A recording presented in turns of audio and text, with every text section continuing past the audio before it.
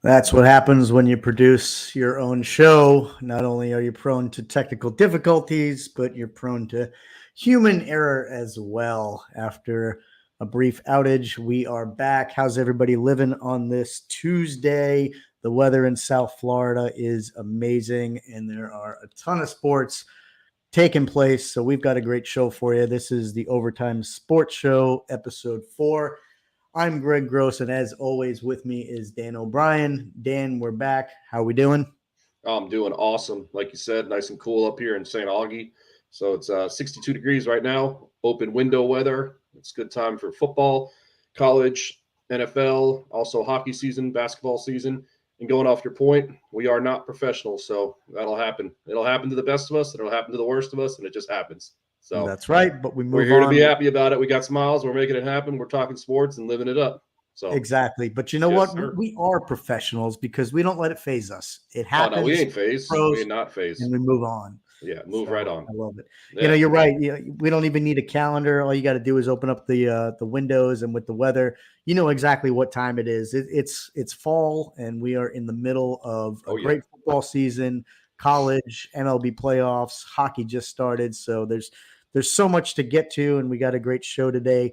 Before we jump into it, I want to take a moment to let everybody know that we are live, and we want to make this thing collaborative. So if you're checking us out right now on the web, hit us up via email, info@overtimesportshow.com. Hit us up on the X, OT Sports Show, and let's make this thing interactive. We want to hear from you. We want to hear your thoughts. If you happen to catching us now live, hit us up. We'll read your messages live while we're on the air.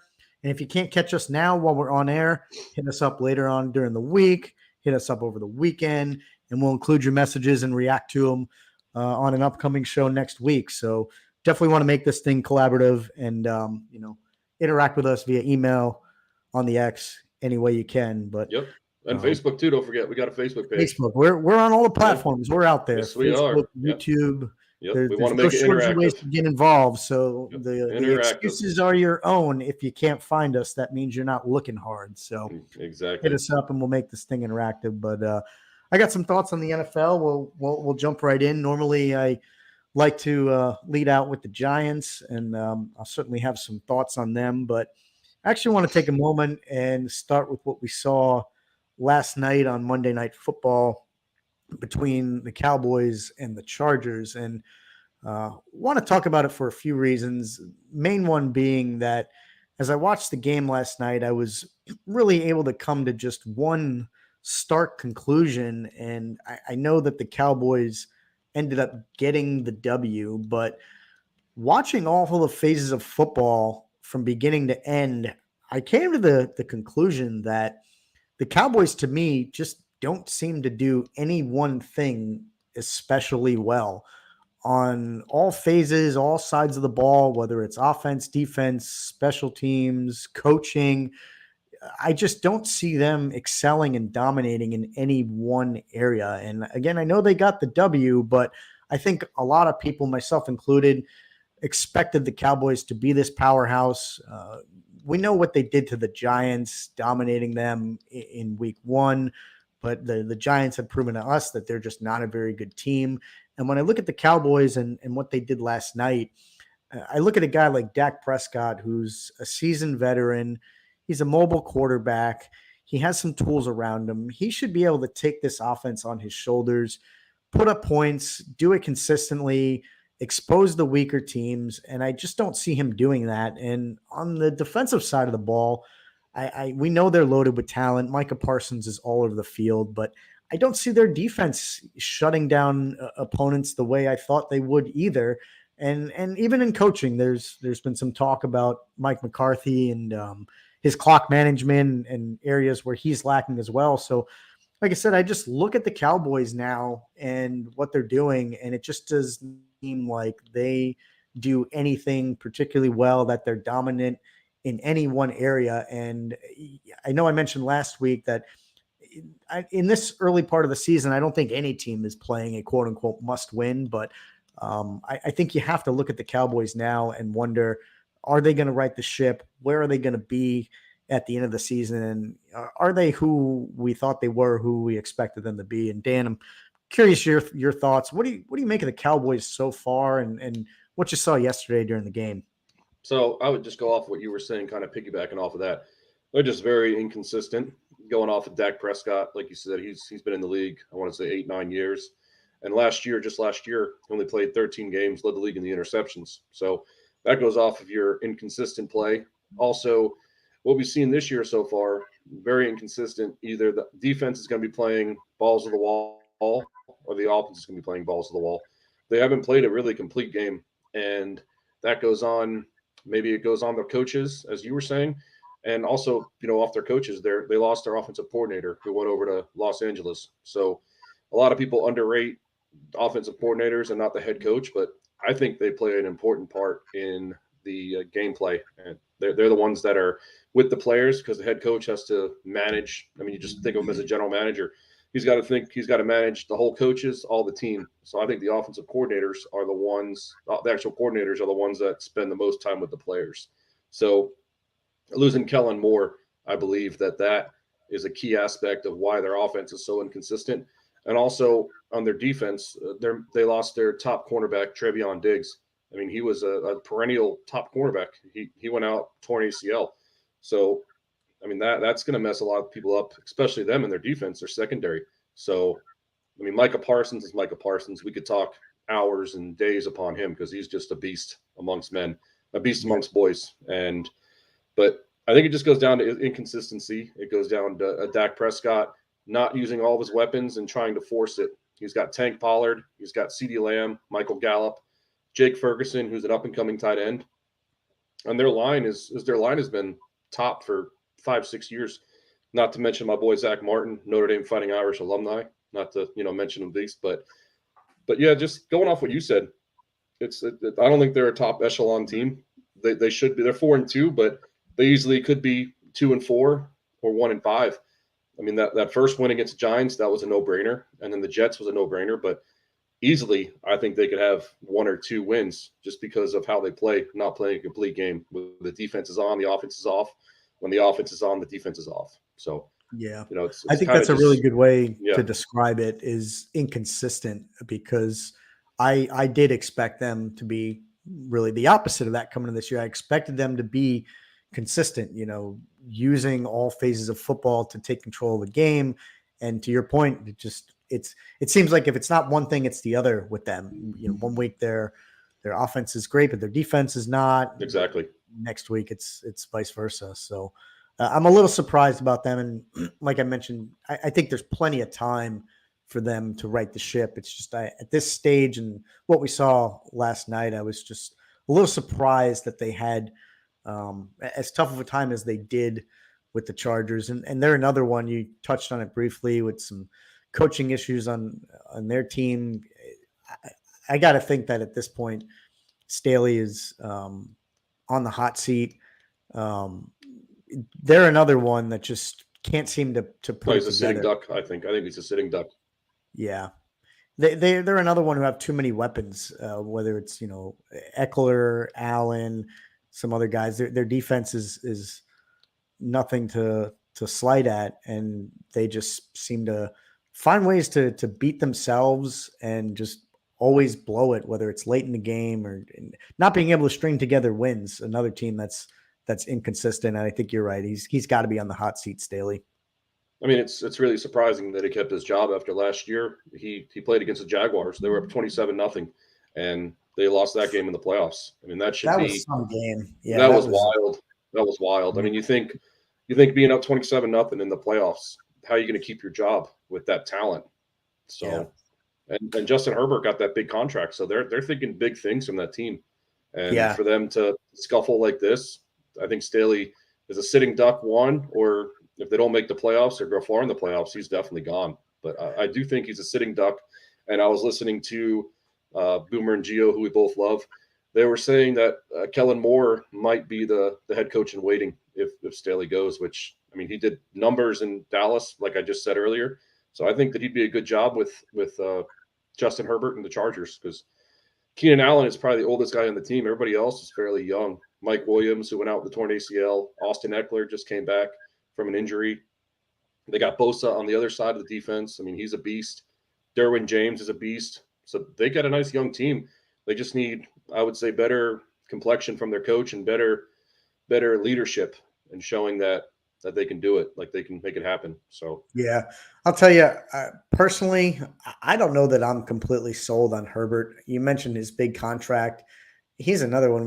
There's so much scrutiny on Daniel Jones and how much money he's gotten, and I'm not by any means saying that he's looked good or that he's earning that paycheck yet. But Herbert's another one that I look at him and I just gotta think, what's so sexy about him and his play? I mean, I just don't see a whole lot. He doesn't seem that he's not from what I see, a very mobile guy. His arm strength, it's there, but I just don't see anything particularly special about him. I really don't to be earning the money that he's going to be commanding. And it seems like other people out there, there's a lot of hype around him, and it seems like he gets a lot of praise. And I just have to wonder why. You know, you mentioned the postseason. He hasn't proven, he hasn't won really anything yet. So I just don't understand the affection a lot of people seem to have for him. I just don't get it. Yeah, he's young and he's got size, and he actually does throw a very pretty ball. Not that that matters, but they're saying, a lot of announcers say, yeah, he throws one of the prettiest balls in football, which take that with 2 cents. I mean, what does that really mean? Pretty ball, that we're not females out there playing. So, right. You know, it doesn't really make much sense, but he is mobile. He was a top quarterback in college at Oregon. If he came out earlier, he would have been a top pick, and he decided to stay one more year, and that's why he fell a little bit. I like him. I think he's an upcoming top quarterback. He's got the pieces around him. He just needs to, a lot of the times he forces the ball. So I think that he's trying to be elite when he still needs to learn the game more. And I believe, if not this year, maybe this next year, he'll be a perennial top 5 quarterback. So I got faith in him. Like I said, I've watched him for a while. As everybody knows in the show, I'm a huge college football fan. So I watch a lot of college football. I watched him at Oregon. And I mean, he's the real deal. He just needs to pretty much take a step back and relax and study more and just realize what's going on and not force the ball and not try to be elite also quickly and live up to his contract, which is hard to do, but sometimes you just got to take a step back and just relax and take a deep breath. You heard it here. Easier said than done, but you heard it here first. Yeah, perennial top 5er. Dan's a believer. He's in his corner. I'm indifferent. I'm completely transparent. I don't know what to make of him. I'm not sure if we'll be sitting here a year from now condemning the guy or praising him for. He'll be on the show. He'll be loving me on the show next year, so don't worry about that. Hey, I hope so. He's welcome anytime, and we'll see if he can take some criticism, because I got some for him, and you can lay on the praise. So we'll see. That's all right. Yeah. I want to talk about another game, primetime last week, the opener from last week, the Chiefs Broncos, because kind of falling right in line with what we've been talking about with the Cowboys. That game last Thursday, 19-8. The Chiefs are another team that I'm just wondering, is something missing? I don't know exactly what it is, but you look at on paper that matchup, Chiefs Broncos, and I don't remember exactly what the spread was. 11 points. I got to imagine it was probably right around there, maybe a little higher, but I think it was 10.5, 11. Yeah. okay. So it was up there. Yeah. Vegas knows what they're doing. I mean, they kind of hit the nail on the head then, but I think most of us would probably picture that game to be 20, 30 points apart, just again with them being on paper, how awful the Broncos have looked and just how much respect the Chiefs get. I mean, that's another team, top to bottom. It's hard to find a weakness. Their coaching, I mean, Andy Reid is second to none these days. Mahomes is Mahomes, and Kelsey just does Kelsey things. Oh, yeah. So I don't really know exactly what's missing with them. You know, they had some guys out the beginning of the year on the defensive side of the ball with contract disputes, but as far as I can tell, they're relatively healthy. They were at home where we know they're usually so dominant. The teams just it's such a hard environment and atmosphere to play in. And for that game to just end up 19-8, the Chiefs did not look the same. And that's not been the only occasion this year so far. And you never know what's going to happen come December, January when we hit the playoffs. A lot of teams can sometimes save themselves and just flip that switch and hit that other gear.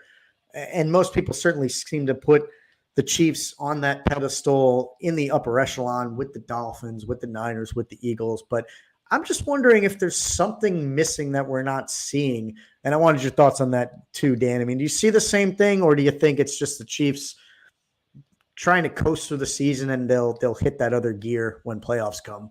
So listening to New Heights show with the Kelsey brothers, Travis Kelsey talks about this a lot. The defense is playing awesome. They're a top defense, and he's just saying that it just takes time for their offense to get going. And what I mean by that is this offseason they got 2/3 or two of their offensive linemen are new. Donovan Smith from the Buccaneers and Jawan Taylor from the Jaguars. Those are two key aspects to the line, and they're brand new. And Taylor, the guy who came over from the Jaguars, he's the most penalized offensive lineman in the NFL. So I'm thinking that their offensive line still needs time to gel, and they're just looking for that big play. And Mahomes is under pressure, putting more pressure on him than he has in year past, just because of the offensive line, the new additions, and everybody trying to gel together. So I still think they're going to be okay. Pacheco is playing awesome. Jerick McKinney's awesome. Kelsey's awesome. And I still think that they're still trying to figure out wide receivers ever since they got rid of Tyreek Hill. Yeah. So they have this rookie Rasheen Rice. He's having a heck of a year. So I think slowly but surely, if not this week, the week after, you're going to start seeing the Chiefs from last year. And I mean, they're 5-1. They should be good to go. So I do see a little inconsistency, but I think it goes back to those new offensive lineman pieces. I mean, that's a lot of people don't like to see it, but you know, another friend of the show, Jeff Creason, I mentioned him a couple of times. He played offensive lineman at high school, and me and him were really close in high school. We still are very close, but I know how intricate offensive lineman is to the offense. A lot of people don't see that, but I mean, they're really pretty much your bread and your butter. They're your blood. People, and they tell you that the game is won in the trenches. You know. Yeah. So winning the trenches, a lot of people say that. So two pieces of your offensive line. That's pretty key. So I would think that might be a key aspect, but I think they're starting to gel together. Kelsey had a heck of a game last week, 9 receptions, 124 yards. Kelsey's going to do Kelsey things, like you said. Rasheen Rice is starting to play really well as a wide receiver, and Pacheco is Pacheco, and again, Mahomes is Mahomes. So, yeah, the inconsistency, there's inconsistency, but I think they're going to start playing like they're known to be played. And I don't know if anybody can beat them in the AFC. Honestly, they're a solid squad. Yeah, I think you hit on some good points. I was wondering the obvious part too is if they're really just missing. Not having Hill, I mean, it makes sense. An impact player like that, it's impossible to really fill that void. And they probably need to distribute the ball, I think, a little bit better. But as you mentioned, you look at Kelsey's stat line. I mean, I'm looking at it now: 9 receptions, 124 yards. It's just like 9 targets, so you didn't miss a beat. 9 for 9. Rashee Rice, you mentioned 72 yards, pretty good stat line for him. But it's the other guys. It's Sky Moore is getting a couple balls. Noah Gray, You got Kadarius Toney, Yep. and Valdez Scantling. So there's another 3, 4, 5 guys that they have an opportunity to spread the ball around. So I think you're right. I think we're going to see the Chiefs continue to get better for the reasons you mentioned. The lines will play a big part, and I do think it's not a knock on them because they can't really control it. But man, are they fortunate that they play in the division that they play in, because the Broncos, Oh, right. they're Yeah, going exactly. to see them again.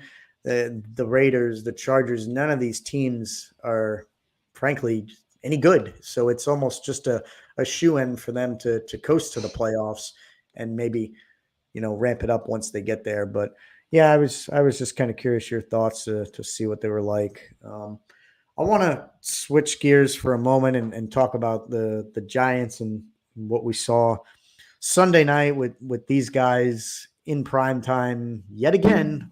Four opportunities this year out of 6 games, seeing them in prime time, and in pretty much every single one, it was basically the same thing. Pretty frustrating. This week, they looked a lot better.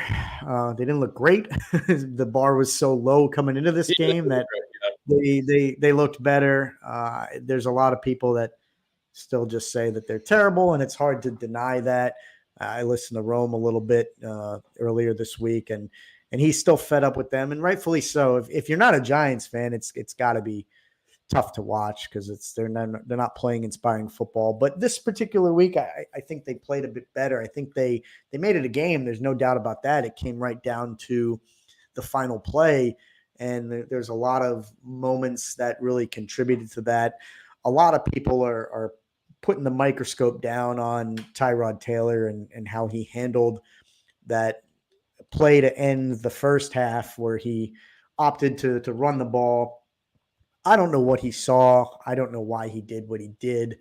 It wasn't the right move, clearly, but to put all of that on him and the entire game and stick him with the L, I don't think is fair at all. The defense clearly did their job in that game. They were phenomenal. Okereke was the best we've seen in a long time. Also, the injuries they had in that game was incredible. It seemed like every time there was a whistle, it wasn't because of a tackle and the player was stopped with the ball. It was somebody just going down with an injury on both sides for the Giants. It was tough to see, but given everything that they're dealing with, Tyrod coming in for his first game this season, the O-line still being banged up. I thought the Giants played better. And the one thing I want to point out, and this shouldn't be a surprise, but I don't think people are giving it enough attention and credit that it deserves. And I'm the biggest Giant critic that's out there. That they've been so terrible. But if you look at the 6 games so far, they've played the best of the best so far, outside of the Eagles, who we know lost this week as well. They played the Cowboys, who are, we've established, a good team, not a great team, but they played them. They played the Dolphins. They've played the Niners. They played the Seahawks, who are good, and they've played the Bills.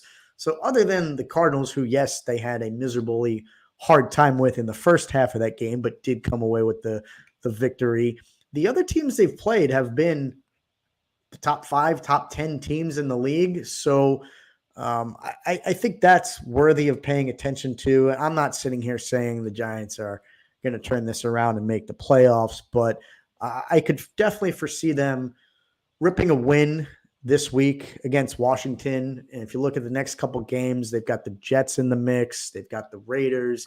I think they have Washington again.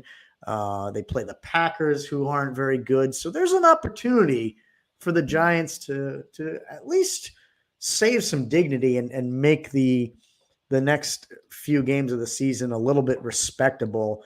And I just curious your thoughts about that too, Dan, where you stand, what you saw, if you think they're just still absolutely terrible, or if maybe there's a little glimmer of hope based on what you saw this week.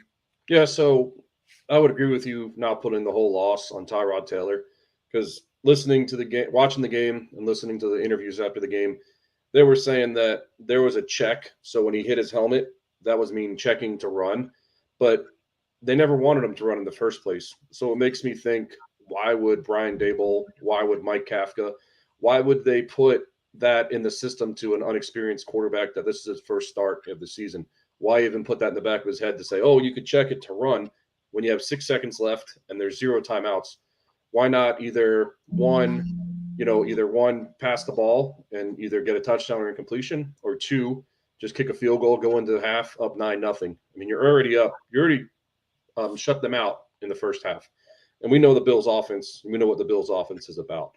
So I would just say I don't put it all on Tyrod Taylor, yes, because he's the one decision maker, but it's got to fall some on the coaches. Just because don't put that in the back of the guy's head when this is his first start. He's got the Bills defense, Von Miller. He's coming his first game back off of IR. So it's just very interesting why they would do that. But going on what you said, I do agree with what you said about the Giants. I mean, there's some glimmer of hope. They're playing some good ball. They just got to get their line straightened up. I mean, I don't know if you saw this, but Justin Pugh, his introduction on Sunday Night Football, straight off the couch. Yeah, I mean, it's really cool to say, but I mean, that's how desperate the team is to get guys. I mean, he played with the Giants for 10, 11 years, but still he hasn't played in, I think I heard it say 2 years almost. And so if you can get that line squared away, it's really important to see what Saquon Barkley, how important he is with the team. I mean, he's a game changer. People are going to focus on him. So getting him back is key. And really just getting that line squared away. The defense is good. Okorie, like you were saying, is a beast. They still have a pretty decent line. Kayvon Thibodeau, if he can play better, he's starting to play better. And you still got Leonard Williams. You still got some pretty good players. Dex, they call him Sexy Dexy. I don't know if you saw that one too, but that was pretty cool. Mm-hmm. And I think there's a glimmer of hope. I think they're just playing really well. But just the offensive line is the key, and that's what's gonna win and lose games. Like we keep going back, we talked about with the Chiefs, battle in the trenches. So that offensive line is screwed up. You can see what happens. You got no time to do anything. Yeah. So. Yeah. One more I want to hit on real quick. We talked a little bit about some people on the hot seat, and you look at what's going on in New England. It's just another L for them this week against a team that's just not very good. they're just the Raiders. I don't think they're very good. I know they were at home. They've got a few weapons, but the Patriots they look even worse. And I don't know. You look at their division, they're probably not going to beat anybody in their division. I think they play the Bills this week. Somehow, some people, divisional matchups, you never know what's going to happen. If I'm a betting man, I usually try to stay away from them for that reason. But it's just hard to imagine that they beat anyone in their division. And looking at the rest of their schedule, I just don't know that they're beating really anybody else. 1-5. I know it's foreign territory for all their fans, but they just look like that cupboard looks bare when I look at their roster, their team. There's just not much there. I mean, is there any hope for those guys? I don't know. I'm curious your thoughts on them. Like I said last week's episode, it's still Bill Belichick at the end of the day. Yeah. It's still Bill Belichick. They had some injuries. Their top draft pick, Christian Gonzalez, the cornerback, he's out for the year. So they put a lot of stock in him, and he's out for the year. Matthew Judon, he was out last game against the Raiders. So there's a key component of the defense. But I just think Mac Jones is definitely not the answer. He showed signs. He's a local Jacksonville boy. He showed signs, but I don't think he's the answer. I think they should just cut their losses with him and go with Bailey Zappi, or they brought up Malik Cunningham, who played quarterback at Louisville. He's not the prototypical New England Patriot quarterback, but he brings them kind of similar to Lamar Jackson type, as they both played at Louisville. I wouldn't compare the both of them, but they're very similar player type, meaning they're mobile and they can throw the ball. So maybe it's just time to make a change. 1-5. There's still a lot of season left. Maybe make a change at quarterback. And like I said, you still have Bill Belichick. You still got my Uncle Bill O'Brien. He's still my offensive coordinator. So, we could still make it happen. And I just know it's Bill Belichick, and he's going to find a way to push and make it happen. But that game was tight. I don't know if you heard it or watched it, but they had the ball with a minute and a half left, and all they had to do was drive the ball about 40 to 50 yards, get the field goal range. but they ended on a safety, and that was the ball game. So again, with their line issues, also Yeah. inexperience on the line, and I just think it's time to pull the plug on Mac Jones. Unfortunately, I think you're get right some new blood because in there. Yeah, get some yeah, new I blood. think you're right. The one bright spot is Ramondre Stevenson. Looks like he's pretty consistent. Looks like he can. Yes. He's a playmaker. So maybe they put someone else behind center and it changes things for them. I think you're right. It's Yep. probably time to end the Mac Jones experiment. So um, I would say so. yeah, so we turn the page to college football. I'm really excited to hear what you got to say about Oh a yeah. couple things. Yeah, it's a good day, good week to be an Irish fan. So I got some thoughts on that game and some others, but I know you were happy on Saturday. So just let me hear it. Where were you watching the game? What'd you think? And what do you think moving forward now? So last episode, as I told everybody what our team was about, I told everybody that we were mentally exhausted, which we were. I told everybody that we were playing 4 straight night games, which we did. We just came off 2 straight night games on the road. I told everybody that we were going home to play USC. I also told everybody that we were going to beat USC. I don't know if you remember that, Greg, but Oh, I yes, I do. did tell I everybody that do. we were going to beat USC. And we really just showed up, man. That's exactly what it was. I don't know if it was home cooking. I know Marcus Freeman got in their ass because Marcus Freeman don't play around. So I know that he got in their ass, and our defense showed up. Not sure if you watched it, but our defense showed up, man. Xavier Watts, 2 interceptions and a fumble return for a touchdown from a linebacker. I mean, that's It's ridiculous. unheard of. Yeah. So, and to back up before I get started, you were asking where I watched it. So I actually played golf. I played golf earlier in the day, played a good round, and then just kind of got some beers and food and watched at home and cheered it on, yelled and screamed, and was just pumped up. But yeah, our defense played, and I think it just shows what Caleb Williams is. He's a Heisman Trophy winner, and he gets defense, he gets pressure in him, and I don't think he's that good of a quarterback with pressure. It's probably the first pressure he's seen all year, and we sacked him. We forced interceptions. Those were his first couple interceptions of the year. I think he threw three the whole game and like 2 before that for the whole year.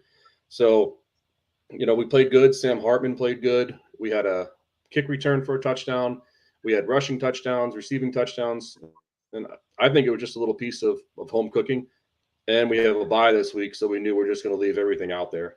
And it just sucks that we lost to Louisville, because if we didn't lose to Louisville, we'd be top 5 right now, which I think we're a top 5 team. So Top five. just Wow.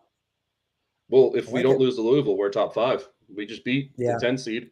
I mean, the number 10 overall rankings. It's just Yeah.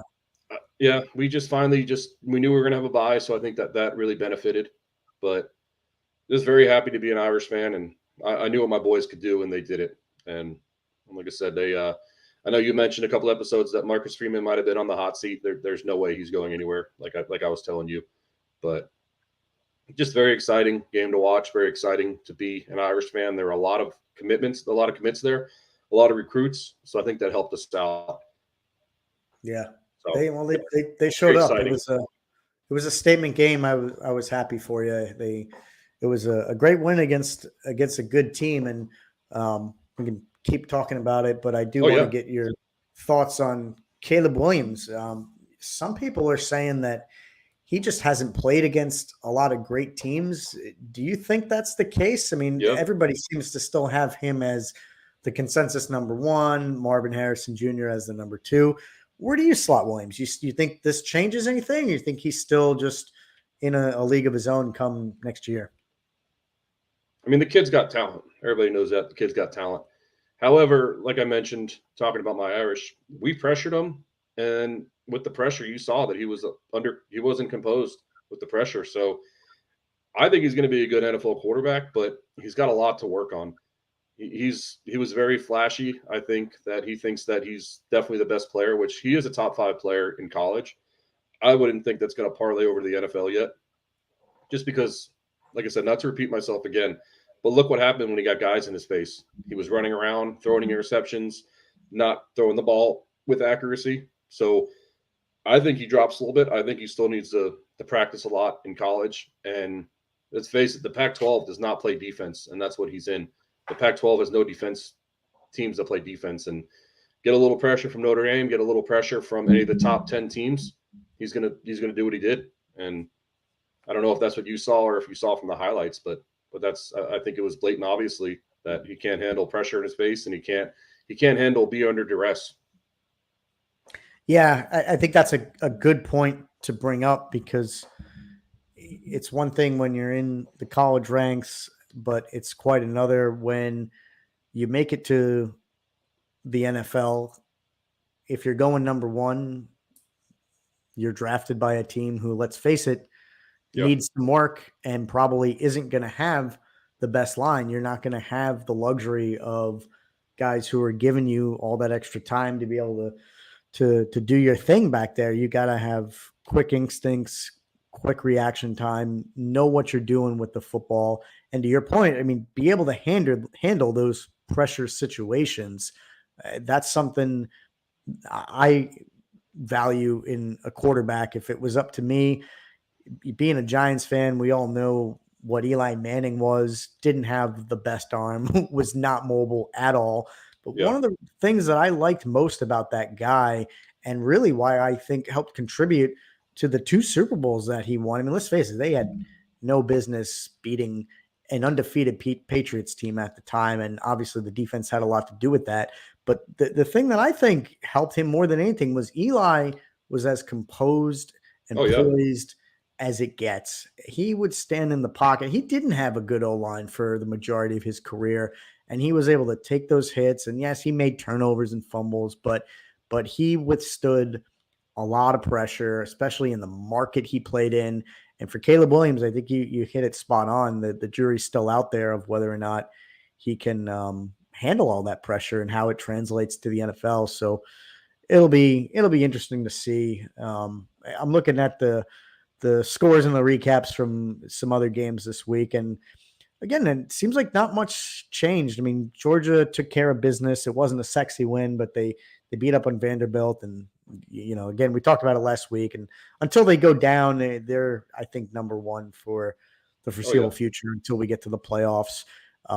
Michigan, I mean, just destroying Indiana.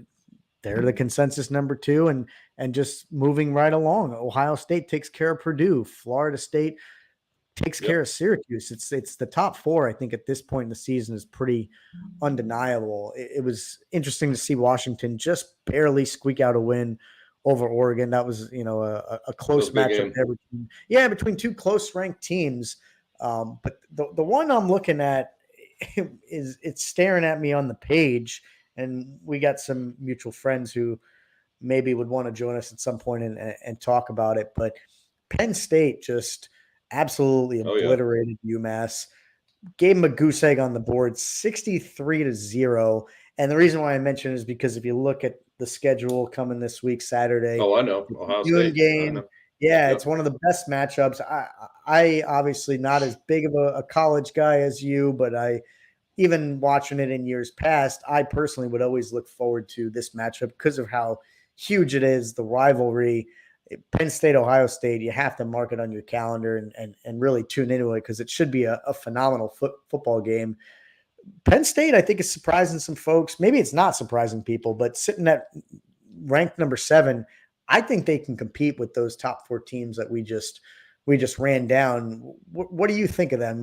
How do you see that game shaping out? Do you think they're able to conquer Ohio State, or does Ohio State show the world that they're in a league of their own? So we'll go to Penn State here in a minute, but I just wanted to go back to my point example on Caleb Williams. You look at that Oregon-Washington game, 36-33. That's 69 points. As it hence entail, I mean, Pac-12 has no defense. So as my point with the Irish, I don't think Caleb Williams is going to see another defense like Notre Dame with Pac-12 as 69 points. I mean, that's a lot of points. Yeah. But, going off what you said with Penn State, I think Penn State's a legit team. They played UMass. I mean, UMass is UMass. They're the Minutemen. They're not even in a rankable. They're in a weird division that I've never even heard of. So it was a big win, but it wasn't a big win just because it's UMass. But going on this week's game, I think it's going to be a heck of a game. I'm pulling up the schedule right now. You got who's home? I think Penn State's home, correct? No, Ohio State's home. So Looks it's like in Ohio State. Yep. Ohio State's -4. I think Penn State's going to come in there with a chip on their shoulder. I believe that they've lost the last couple of years to Ohio State, and their quarterback is awesome, Penn State, and their running back Singleton is awesome, and their defense is underrated. So I think it's going to be a good game. I think Penn State comes up top 3. I think they're going to win by 3 or 7 points. One possession game is what I want to say. So that's going to be a hell of a game. And like I've said in previous episodes, I know you've asked me about the Irish, if they can somehow get closer to the top. These are one of the games where they're going to knock off each other. The 7 versus a 3 game. Remember, both of these teams also played Michigan, so that's going to help out the Irish cause. So that's going to be a really good game.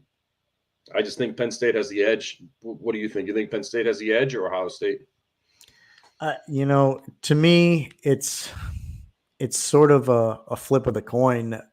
If as a betting man, which I am, I'm a degenerate. I'll lay down some money, get some action going. I don't know that I'll take this game this week because I do think it's a coin flip. But as a betting man, I think this is the year that Penn State gets it done. Yeah, me too. I believe you're right. I think we'd have to look it up. I think Penn State's struggled to win in Ohio State for a number of years now.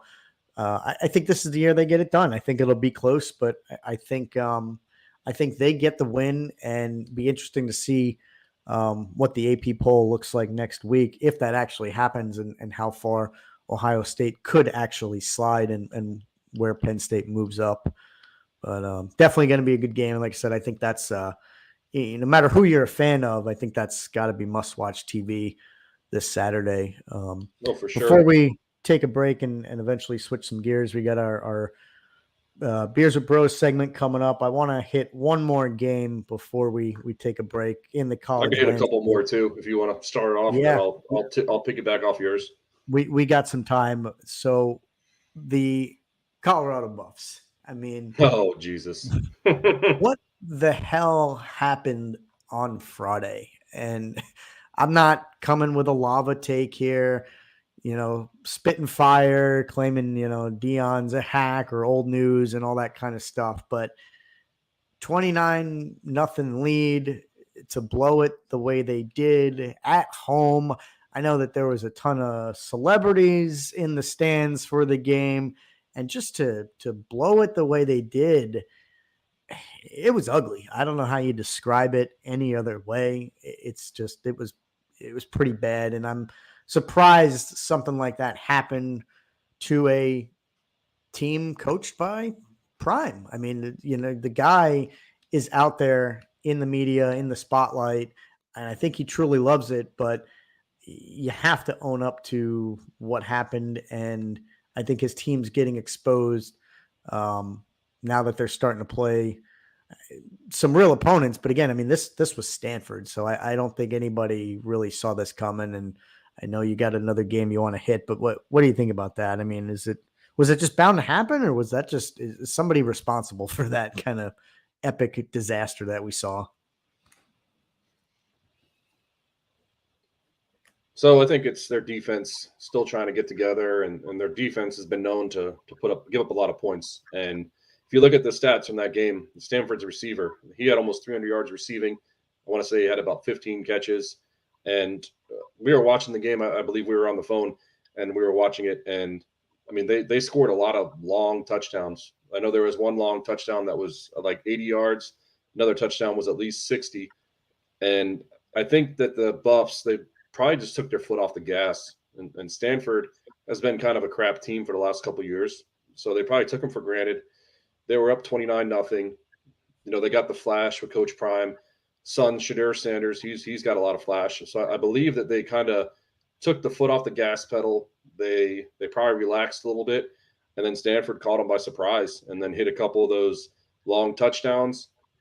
And then that just pushed the momentum. I mean, momentum's key. Everybody talks about momentum in sports. You look at that, you get a couple of those long touchdowns, the defense is deflated, the defense is gassed, and then you're going right back on the field. So I think it was bound to happen, but I think I remember on episode 1 when we talked about it, his whole team is still new getting together. I mean, they're only 6 games into the year. So 6-7 games into the year. So they're still trying to get together and trying to glue together. This is also Travis Hunter, my boy, who we've had some conversation about, my boy Shohei Ohtani, as I call him. That was his first game back from injury. So he was probably starting to gel. He needed to gel more with the guys since he was gone. But I just think that they took him for granted and they took the foot off the gas pedal. Yeah. So yeah, it makes sense. What's the other game you got? But going off of this week, the other game this week, I would look at Tennessee and Alabama. That was a really good game last year. Tennessee won by 3 points. It was in Tennessee. This year, it's actually in Alabama. Both teams are one-loss team in the SEC, or Tennessee's got one loss in the SEC. Alabama's 4-0. So this will be a statement game for both Tennessee and Alabama to see if Alabama fixed their woes at quarterback with Jalen Monroe and Jalen Milroe. So we'll just see what happens. That should be a good game. And then another game that I was looking at was Florida State and Duke. Florida State's home. It's a night game. This is their first 16th. home night game being top 10 since they won the championship. Yeah, since they won their championship back in 2009 with the old famous Jameis as the quarterback. So the team's going to be hype. The fans are going to be hype. And we'll just see how they respond. I think they're a really good team, but this is going to be their first test. Just because, like I said, everybody's going to be around them. Top 4 home night game on a Saturday night. So those are some 2 big games that I was looking at for this week. Yeah, no, you're right. I mean, honestly, Saturday's shaping up to be a great college football day from beginning to end. Penn State, Ohio State kicking off right at noon. Then, I mean, you're right.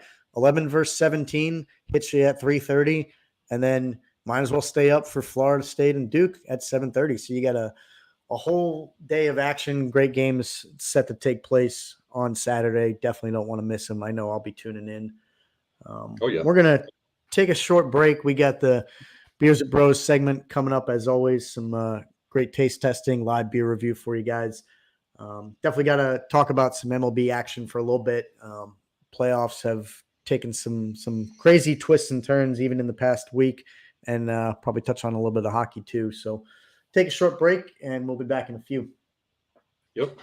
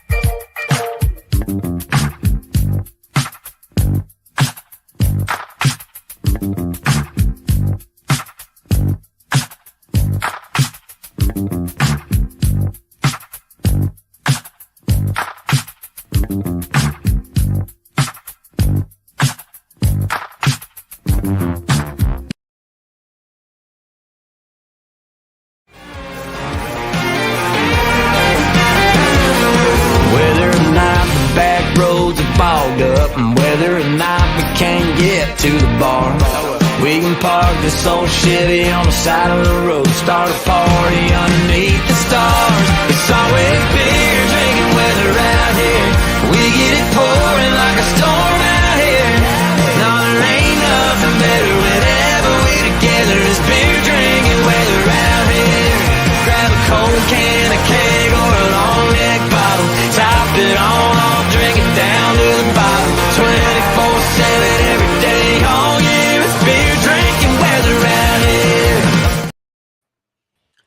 Beer drinking weather out here. Are That you ready damn for this, song. Dan? That damn My song. favorite segment of the show. I know it's yours as well. So we've had a couple interesting picks the last few shows. We've had a couple interesting ratings. I've got one this week at Yep. it's going to be a bit of a doozy, going out of my comfort zone I love it. again. You want to go first, I or you love want it. me to go first? Who went first last week? You want to flip flop? I think you did, right? I think I did, so I'll Yeah. let you go. I'll keep track All right. from now on. So you go first. Yeah, I think we should flip flop. All right. So I just picked this up today. It's called Mad Bishop. If you guys can see it, it's a Mad Oh. Bishop Oktoberfest. Yep. It's from Dewclaw Brewing out of Baltimore, Maryland. It's a 6% alcohol. On the side, it says Mad Bishop is a German-style Oktoberfest that faithfully delivers a smooth, rich, toasted malt flavor that goes down easy with a crisp, clean finish.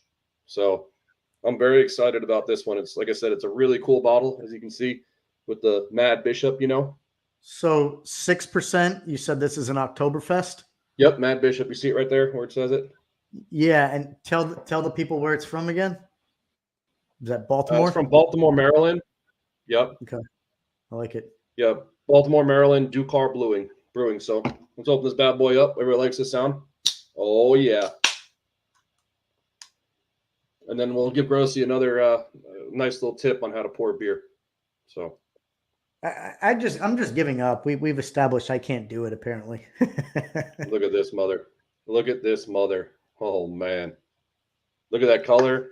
Interesting smell. color. Interesting From color. the smell, you can smell the caramel. Oh yeah. Let's see what it tastes like. Oh wow. That is delicious. That is a typical Oktoberfest beer. What I mean by that, you can taste the maltiness, and they're right. It does have a crisp and clean finish, but you can definitely taste the malty. You can definitely taste the caramel, and you can definitely taste that it's a German style beer. So Yeah. that's very delicious. And The as I dark said, color, is it heavy? Yeah. It's not heavy at all. No, you would like it. It's I would similar. like Yeah, it's a German style Oktoberfest. So it's when they say it goes down with a crisp, clean finish, they weren't joking. It really does. Okay. And it's only 6%. So it's very, very delicious. I would highly recommend it. And Okay. and like I said, these last 2 weeks have been my actual real review because we're off with Stone Cold Steve Austin. So I'm going to go ahead and give this one a 7.5. 7.5. Okay. Yeah, not too high, but not too low.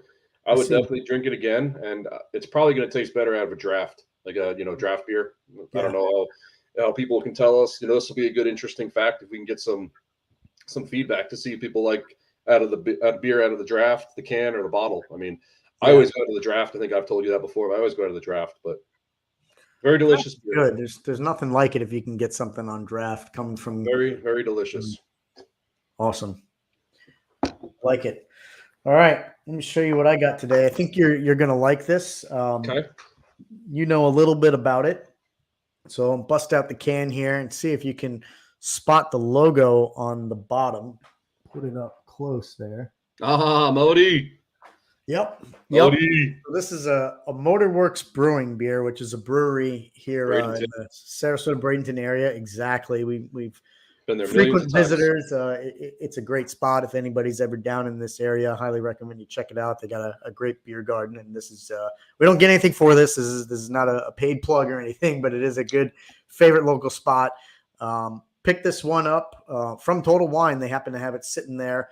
Very cool. The name is Hiya Gordy. It's a pumpkin ale. Ooh. I don't know what it is about me. I did not look at this, but once again, I picked another 8%er. So this one looks like it's probably going to be pretty strong. And reason why I said it's probably going to be a doozy is because, Dan, I'm not the biggest pumpkin fan, but I like to step out of my comfort zone. Yeah, you got to, man. You got to. What I can do with it if I like it. So I'm actually a big pumpkin beer guy. Are you? Yeah, I'm thinking it's going to be a similar color to mine. So I'm going to think it's going to be a similar color like this, if I had to guess. Yep. Probably. So. Yep. Well, we'll see what it looks like. Here we go. That's my favorite part too. They're getting a little better. Yep, there's that similar color. Nice pour. Nice pour. Much better, huh? That 1-inch head of foam, that's pretty good. What do you think of the color? I like it. Like similar to mine, it's probably got a very nice smell. I bet you it would be really good if they rub that in cinnamon on the brim. Mhm. Cinnamon and brown sugar. How's it smell? The aroma is there. It's Pumpkin? yes, very Okay. much so. So bottoms up. Yes, sir.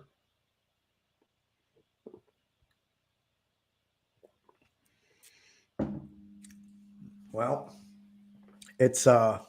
You pumpkin-y. can feel it. It's I'm not a pumpkin fan, but this is a good beer. It's an awesome seasonal beer. Yep. It's full of flavor, and it's not overwhelming. I guess I can put it that way. Again, this is out of my element. I'm not typically a huge pumpkin beer guy. I'm not a blueberry beer guy. I keep it simple. I stick to my lanes. But we got to get you out of the lane. Like I keep telling you, this whole episode. I'm out. Hey, all of I'm them. having this. I am I like out. it. I like it. Go again. I think I would love that beer because I love pumpkin beer. You probably would. Oh yeah. I'm gonna try to be impartial here, keeping my own taste buds sort of out of it from Yep. clouding my rating.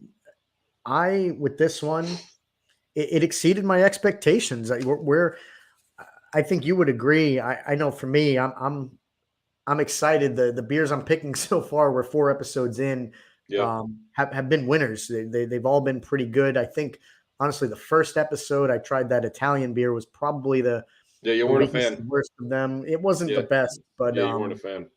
the Oktoberfest I had 2 weeks ago was good. That double IPA was good, and now following it up with this pumpkin beer, it was also pretty good. I'm gonna go right with you. I'm gonna go 7.6 on this one. Yeah. 7.6. Yeah, it was basically how you described yours. This was good if I'm in the mood for a good seasonal beer, something that's Yep. got a ton of flavor but isn't overwhelming. Definitely give this one a shot. Again, this was Motorworks Hayagordy Pumpkin Yeah. Ale, and it's Cool an bottle, 8%. So Yeah. Very cool can. I like the logo. I like the label. cheers, my brother. Cheers, my man. Like I said, similar colors. That's good. It's got That's me in the good. mood. It's got me feeling I feeling like festive now. I like it. Yeah. I like it. So we got to make a beer run again, you and I both this week, and Yeah, we will. we'll have We will. a couple good ones coming up for the Next rest week. of the season. Yep. Yep. So that's the beer segment. That's a wrap for that one. We jump back into some sports right now. As we mentioned, a lot of ways to interact with the program, and we want to make this thing collaborative. So shoot us some emails, info@overtimesportshow.com. Hit us up on the X, OT Sports Show. Hit us up on YouTube, Facebook. We're everywhere. So send us a message. We'll read your chats, your messages, your emails while we're on the air. And if you Yep. can't catch us today, we'll read them next week. But let's turn the page, Dan, and talk a little baseball. I know you got some thoughts on how this postseason's been transpiring. It's been an interesting one to me. There's been some crazy stats out there. We saw some favorites early on kind of go down. We've seen, well, it wasn't a surprise to me. I know you didn't pick the Phillies, but I did pick them to Yeah. upset some teams, and they're one of the only teams that have proven me right. I was definitely wrong on some others, but the Phillies are doing some damage. And we talked about, we are doing this show live. There's games taking place right now, so I do want to check the score and see what's going on. But they went up 1-0 in the 2-0 series. Phillies. 2-0 Phillies. So there you go. I mean, they're already up 1-0 in the Yep. series, and they're on their way to maybe making another appearance in the World Series. And what's going on the other side of the other conference? It's hard not to be impressed, and maybe the words are shocked or amazed. I don't know, but there's a lot of different ways to describe what the Rangers are doing. I did not see that coming for sure. Yeah, They are I didn't see that just coming either. kicking We both. ass and It's taking crazy. names. Yeah, they're impressive. I think haven't lost so far this postseason. I think 6 of their wins, if I read it right, were on the road. So they are just a force Yeah. to be reckoned with. If they take care of business like it looks like they might, a Phillies and Rangers World Series would be interesting to say the least. But what do you think about what we've seen so far? I mean, did you expect this out of the Rangers and some of the other action we've seen? So I did not expect it out of the Rangers. To go off your stat, yes, they are 7-0. I mean, we both were big on the Orioles, and they just went in and freaking whooped the Orioles 3-0. So that was a shocker. And then I was big on the Astros. The Astros won the World Series last year, as we know. Crazy stat about the Astros. I don't know if you knew this. This is their 7th straight LCS. So that tells you something about that team. Yeah. So I did not see that coming. I don't know if you noticed, but they had your boy Mad Max back to the rotation. I think he's starting Game 3. Yep. So, I mean, we have our differing thoughts about Mad Max, but he's still Mad Max. He's still a player. He's still a good pitcher. Yeah. But did not see that coming. Maybe it could be a classic series where all the road teams win. I mean, I could see the Astros taking 1, maybe not 2 in Texas. I mean, don't get me wrong, and don't forget that they were both in the same division. So they've played each other 12 times already this year, not to mention the playoffs. So they know each other in and out. And I think that the Astros probably caught them by surprise. The Rangers are coming off that streak, beating the Orioles. They were coming in hot. And I think the Astros are going to go up to Texas. And like I said, I believe they're going to take Game 3. They may take Game 4, tie it up, bring it back to Houston. And I could see this series easily going 7. And we know the Astros are home. I could see the Astros winning 4 out of the next games, So I can see them winning 4-3. They got a good team. It's just their experience. Experience always counts in baseball. It's a long season plus playoffs. So they're 162 plus 169 games the Rangers have played and 167 games the Astros have played. So it's all about attrition and it's all about making it work. And I think they come back and the Phillies are going to handle the Diamondbacks easily, I think. They just got too much talent. Bryce Harper's playing really good. Castellanos is playing really good. Zach Wheeler tonight, who's pitching, Aaron Nola. So I still have faith in the Astros just because of the experience. I hate them. I hate them being a Yankee fan, but just because of the experience, man. Yeah. I mean, what are your thoughts on that? I know you were asking me, but what are your thoughts on both and kind of what I was just getting on? Yeah, I think you're right. Experience counts for a lot. Different sport, but it's applicable to all sports. You look at a team like the Lightning in hockey, they're always up there in the conversation the last several years and probably will be again this year, depending on how things unfold with their goalie situation. But it's the experience. They have a good core, veterans, the coach. They've been there before, and that's kind of like what the Astros are in baseball. I mean, 6-7 times, like you said, to making in the ALCS. 7 straight. Yeah. 7 straight. Yeah, it's sort of unheard of. I don't like to throw around the buzzwords elite or dynasty and stuff like that, but you could make the argument they're as close as you can get. It's not an easy feat. And the one thing I was thinking about earlier this week is of all the major sports in the country, I think baseball actually has the most parity in it. If you look at the teams that have been in the World Series the last 5 to 10 years, certainly the teams that have won the World Series, we haven't had a back-to-back champion, I think, in over a decade plus. So it's just really, really hard. You know who it is. You know who the last team who went back-to-back was? Yeah, going that far back? Okay, There you go. That's my Yankees, dude. Years. Yeah, 20 plus years. I mean, that's crazy. And that was 3 straight, 98, 99, 2000. Yeah, that's my point. And your point is how hard it is to be that consistent. Interesting stats about Houston and Texas. They have the exact same identical record ending the year. They were both 90 and 72. Yep. Houston obviously barely won out. The Rangers actually had the better run differential, plus 165, and Houston was 129. So they were both good, but Texas actually had the edge in run differential. And this kind of caught my eye. The home and away records of both teams were almost identically opposite. So Houston actually had an under 500 record at home. They were 39-42, and they were dominant on the road, 51-30. Yep. And conversely, if you look at Texas, they were great at home. They were 50-31, and they were 40-41 away. So, you look at these teams, and then you look at, like you said, I mean, Houston going to be on the road now. Proves my point. That's why they're going to take. They're going to take at least one, maybe even two. Not to interrupt you, but that proves my point, man. It's experience and then their record. They play good against away from home, which makes no sense at all. But they just know how to put it together. Yeah. So. Yeah, that'll be interesting to see how the rest of that unfolds. Got a couple games left, and then it should make for an interesting World Series. There's a lot of people.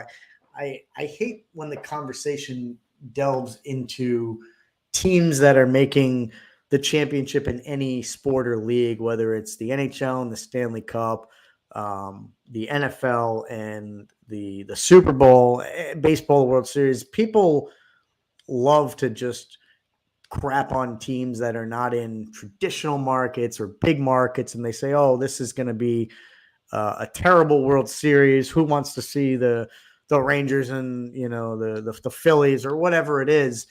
They just think it's going to be bad for ratings, and I hate that argument. I completely disagree.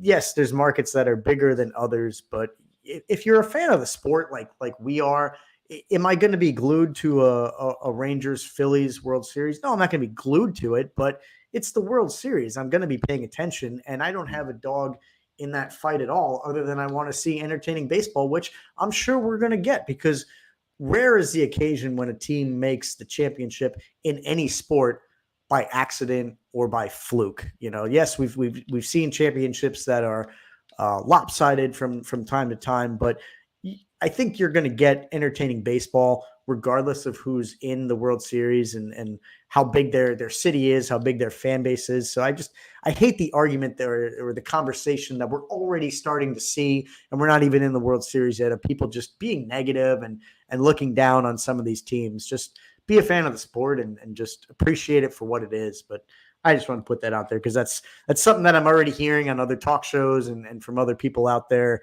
in the sports universe, and it kind of sickens me. I can't even stomach it. Well, it's very asinine to go off what you said.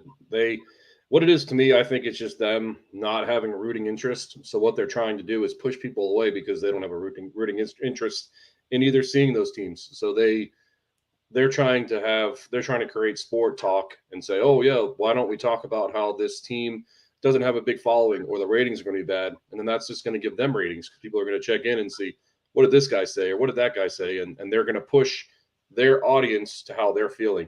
They're not going to just keep it open and say, let's just enjoy the sport of baseball and enjoy two teams playing for a championship that they want and desperately want. So to going off of you, yes, it's very asinine, and I hate when I hear that too, because it's just it's ignorance. I think it's stupid, and I think it's ignorance, and I think it's just people trying to create concept or create news when there's no news at all.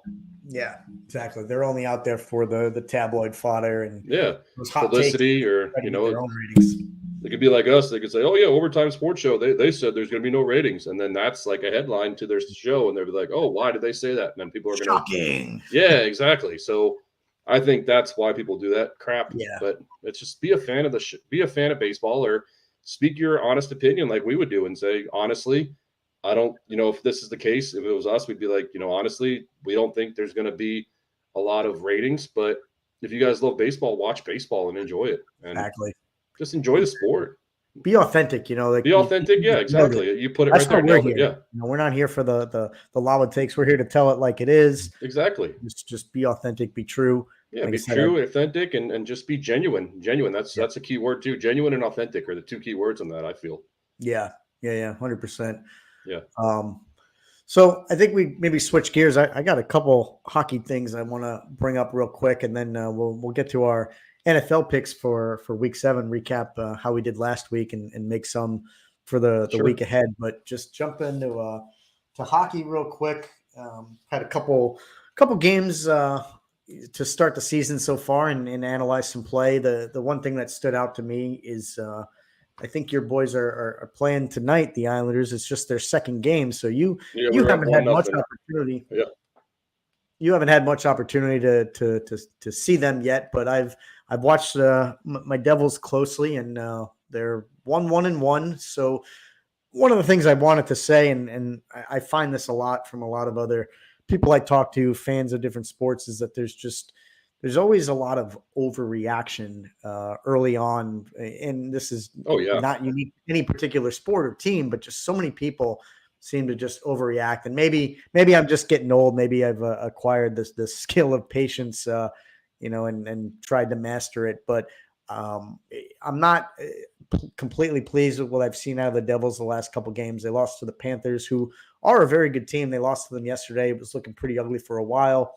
They ended up losing 4-3. They staged a comeback. It was 4-0 at one point. I saw that. They won their first game. They lost the second in overtime, and then they lost yesterday in regulation. So 1-1. It's not bad at all. I expected a little bit better. I would love to start the season 3-0, 2-1, or something like that.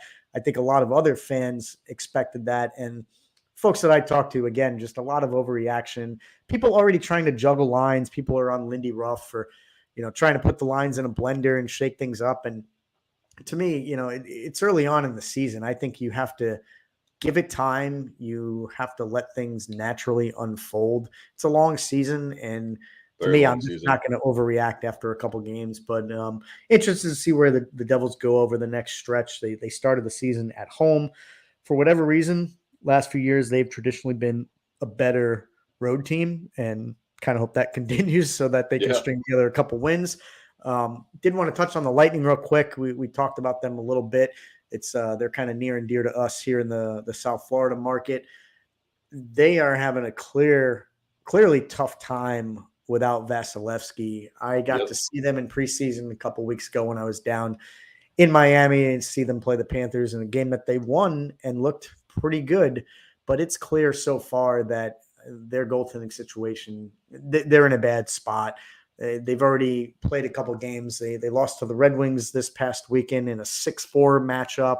So it's not as if they're not scoring goals. I think we spoke about it earlier, they have that core of players who have played together for a while. They're guys like Kucherov, Point. I know Stamkos is out right now, but they've got the talent to put the pucks in the net. And I think it's already abundantly clear that that's what's going to happen if they're going to win games this season, until December, whenever the time frame is for Vasi to come back. I think it's right around the end of the year if they're lucky, but they're already clearly struggling, so they've got to do something. But I don't know. Have you seen anything anywhere else? Like I said, I know your Islanders have not gotten underway more than just a game or two so far, but anything stick out to you there?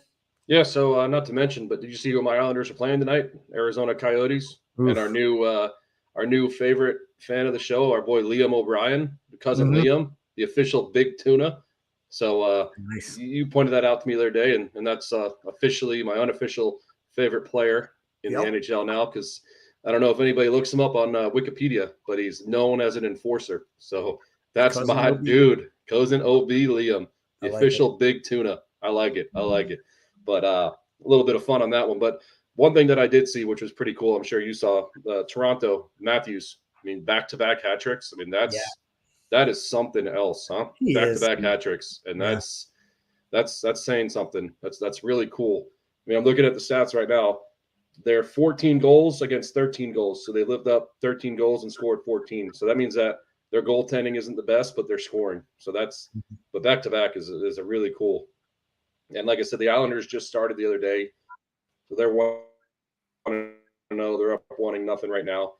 I think they're only, the most play anybody's played. The Blackhawks are 4-0. So I think that I think there's just a lot of hockey. So it's very exciting. But I did think that back-to-back hat tricks, I don't think I've ever seen that in a while, and especially since the start of the season, back-to-back hat tricks. That's pretty impressive.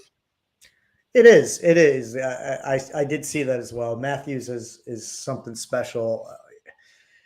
You got to think that the Leafs are going to be in the conversation come playoff time, and stop me if you've heard this before, but it'll be interesting to see if they flame out, as they always seem to do. Last year they got over the hump. They Yep. beat the Lightning. They got past the first round, but every time you see a graphic on social media that shows, how many years have passed since somebody won the Super Bowl, how many years have passed since somebody won the Stanley Cup, and being a lot of parity in the league, there's some different teams winning. Obviously, Vegas getting their first cup last year. They've only been in the league a few years, but the Leafs have not won a cup since 1967. I mean, there are fans who their parents have not even seen. Yeah, that's wild. Now, I mean, it's amazing for a team as proud as they are, as loyal as their fan base is, to just go that long without a cup. And 2 hat tricks back to back is extraordinary. But until they are able to string something together and even make a deep playoff run, let alone win a cup, it's hard for me to look at them and just pay too much attention, because it's like at some point 50 years goes by. What are you doing if you're not winning a cup, So that's interesting. Going back to Vegas. I mean, they're starting the season strong, 3-0. They play the Stars at home today. It's hard to think that they're not already another favorite to maybe go back to back. I know the Avalanche are in the conversation. They started the season 2-0. So the usual suspects, I think, are starting the season pretty well. The Oilers look like they had a rough time. I think they actually are still looking for their first win, but I'm looking at the score sheet tonight, and they put up a 6 spot against the Predators, and that's no shock because of Draisaitl and McDavid, and like we talked about last episode. Yep, like we talked about last episode. Yeah, exactly. All those guys who could score for that team. But we're early on. It'll be interesting. I'll be paying close attention to you guys. Across the way, the Devils, the Rangers, some of those teams. See how they shake up. But it's good stuff. We'll pay close attention. I think. We're getting ready to wrap up. We got to shift gears back again to the NFL so we can make our picks. And I'll let you pull up the lines for a moment and take a look at the schedule. While you're doing that, let me just run down last week. So coming into the week, we started this not exactly on week 1, but you and I together were tied 2-2. For anybody that's new to the show, each week we will both pick a lock of the week and an upset of the week, and we pick it with the spreads. So it's not just straight up, but we're taking locks and upsets with the points. And so far we were 2-2. And as of last week, you and I, Dan, are now both 3-3.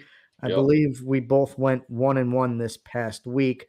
So you had the Ravens -4 as your lock. They did cover that spread. They won by 8. Yep.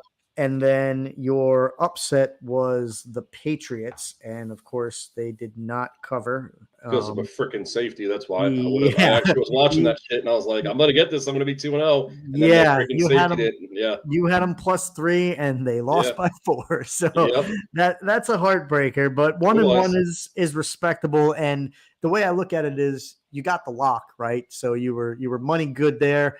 An upset's an upset. You're almost not supposed to get it because it's an upset, and you were damn close. But you're 3-3. And for me, I also went 1-1 last week. I had the Rams -7. I didn't think that there was any way they were going to lose to the Cardinals. It was close for a little while, but they pulled away, and they ended up winning by double digits. And then the upset I was just wrong on. I thought the Bears were going to make some noise against the Vikings, and they did not. I know they lost Fields in the game for a little bit, but I caught some of that game, and they looked pretty bad. There's no other way around it. Sitting there watching the game with our boy Eric Heatherly, who's a diehard Bears fan. He and I were lamenting over our two teams and trying to figure out who was worse. If we played each other, that would be the Super Bowl of losers for sure this year. But we're sitting at 3-3. We're both tied. So let me hear who you like so far this week for your lock, and then who you like for your upset. I was going to let you go first, but I got it, my man. Go for it. I'm perusing right now, so let me know what you like. This is going to be a ballsy pick on my end and might lose, but you're going to give me some shit because of what happened last week. My lock is going to be the Browns -2 against the Colts. Ooh, wow. Yeah, they played their freaking butts off against the Niners. That defense, and that was with a backup quarterback. That was not with Deshaun Watson. Have you? Now, is Watson confirmed back? Because I heard rumors that he was. I haven't heard anything yet. I just watched a lot of that game on the Red Zone, NFL Red Zone. They had that on a lot just because they were, focusing on the Niners. And I watched a lot of that game. The Browns defense is nothing to mess with. I think they finally got their running back situation figured out with Hunt and Ford. They're like a tag team 1-1, 1-1, 1-2. So I'm going to go with that. And then another one, which I don't know why this is like this, but my upset is going to be the Lions +3 against the Ravens. Did you see that too? I saw your little smile. That was going to be mine. That's why I was going to see. That's why I was going to let you go first. Yeah. I may still go for it, but That's fine. We could do the same. We never said we can't do the same. We could do the same. No, but I think I'm going to just have to go against the grain anyway. But yeah, that's immediately stood out to me. Yeah. There's nothing wrong with the Ravens, and I think it's home. Well. I think it's because it's at home. That's why. Yeah, the Vegas natural thing is to give the home team 3 points. But honestly, if that was the case, to me, it would still be a pick 'em because I would figure the Lions as favorites in that game by 3, and then natural home advantage for Baltimore would even it out. So just that one, I think I'm shocked it's not a pick 'em. Me too. I think unless they know something we don't, which Vegas sets the lines for a reason, they're often scary good at what they do and how accurate some of these games are. The only thing I can think of is the running back situation in Detroit. I think Montgomery got hurt, and I think Gills is hurt, so they might be down there to the third stringer. That could be the only thing I can think of, but I'm still taking it as my upset. Got it. I like it. I think that's a great one. So I'm going to go. I'll start with my lock of the week. Okay. I am going to go with the Bucks. I've got them listed here at -2.5. 2.5. Yep. I'm going to go Tampa. They played a tough team. They played a tough team in the Lions this week. They didn't look great, but they looked okay. And I think Baker's got a good thing going down there with them. And I'm just not a big believer in the Falcons. Me neither. They're young. I think they're a big threat. So I got the Bucks to win that game by at least a field goal. That's my lock. And then moving on down to some upsets, that Lions pick just jumped out on the page to me. And this could make things really interesting for you and I. You're going with the Browns as your lock. I am tempted to go with the Colts as the upset. Wow, Gardner Minshew, huh? I'm thinking about it, so don't lock me in just yet. But as I'm looking at the lineup, I don't know. I know the Browns looked good, like you said. They certainly upset San Fran this past week, but I don't know that I'm convinced that they can repeat it. They're on the road. The Colts, they're kind of inconsistent, so I'm hesitant to pick them, but there's not a whole lot of other games that stand out to me. I can't touch New England anywhere. The Giants at home, I'm a little surprised they're getting points, but they've not done much to really deserve anything otherwise. So Dolphins on the road is interesting too. Dolphins, I don't know, the Dolphins-Eagles game. Yeah, that one, both teams are just so good. There's been a few, I would say a handful at most teams that we put in that upper echelon this year. We talked about them, the Chiefs, the Bills, the 49ers, and then the other two are the Dolphins and the Eagles. I think those are the 5. It's pretty unanimous. Those are the top 5 best teams in the league. And for them to be playing each other, I can't touch that with a 10-foot pole. The other game, Packers-Broncos, -1+1. Again, that's a toss-up. I could see why that line is set the way it is. Chiefs -5.5 to the Chargers is tempting, but think about how we opened this show. I mentioned what's up with the Chiefs. Are they not as dominant as we've typically seen? So I can't really touch that one. The Rams, I would love to have all the faith in them, and I am not a big Steelers believer this season, but it just seems that even with Kupp back, I don't know what happened to Puka Nacua. I thought with Kupp coming back, the Rams were just going to be world beaters. They got two stud receivers on the outside, and some good weapons on both sides of the ball. And I just don't understand what's going on. I don't know if it's something up with McVay, who was obviously rumored last year to maybe being taking an early exit. I don't know what's going on with them, but I can't touch that. So I'm going to have to lock it in. I'm going to go with my gut. This is going to make things really, really interesting for you and I, because you've got the Browns as your lock, and I'm going Colts as my upset. I'm going Colts +2. So that's fine. It's going to make a good show. I think you and I are going to have to be watching that game, texting each other back and back. It's a 1:00 start, so I'm going to be. We will. Hitting you up. We will. Side bet or side wager. Yeah, I ain't scared, man. I ain't scared. Yeah. Yep. So I like it. We're almost up against time again, my man. This is phenomenal as always. We're growing this thing week by week. It's amazing what we're doing. Producing steps. Our own show. We say it all the time. Steps. We're not perfect, but it's certainly coming along. We were hoping to have a guest join us this week. It didn't work out, but we got a couple lined up next week. Don't want to spoil anything, but a couple professionals from some of the major sports will be joining us. So want to make sure people are tuned into that. Yeah, it's going to be a good thing, and it's a good time to be a sports fan. There's so much for us to talk about week to week, but I love doing this. Love hopefully providing an entertaining and informative show. And there's no better person I'd rather be doing it with than you, my man. Same with me, my man. Same with me. I love it, and just a lot of fun. It's easy. I mean, I think we've said this probably 3 or 4 times already. We'd be doing this on a regular basis on a phone call or on a text. So why not do it and, have some fun with it? Let people listen to our opinions. Let's let people listen to what we think. And the best thing about it is it's, like I said, it's just easy and fun, and we're just enjoying it. And we're taking the trip as it comes. We're taking the journey. Baby steps as they come. Like I said, we're getting some really cool guests that are coming up in the next 2 weeks. We don't want to spoil anything, but we got some really cool things going on, and we're just, making it happen. We're on YouTube.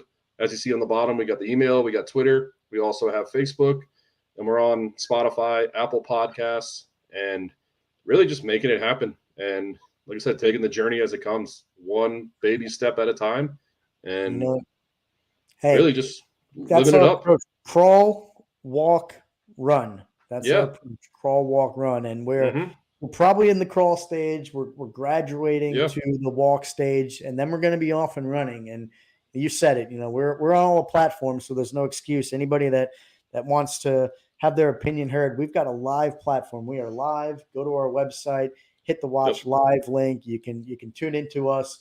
Email us again, info@overtimesportshow.com. X OT Sports Show, YouTube, Facebook. Get involved. If you didn't catch us today, hit us up later this week. Hit us up over the weekend, and we'll talk about it and engage you next week. Dan, my man, thanks for doing this with me. Always a pleasure. And I will catch you next week. Always a pleasure. Later out, my man. Peace. Everybody come see the greatest show. Gather up all juggalos and roll. Everybody come see the greatest show. Gather up all juggalos and roll. Everybody come see the greatest show. Gather up all juggalos and roll. Everybody come see the greatest show. Everybody come, everybody come, everybody. Everybody come see the greatest show. Gather up all juggalos and roll. Everybody come.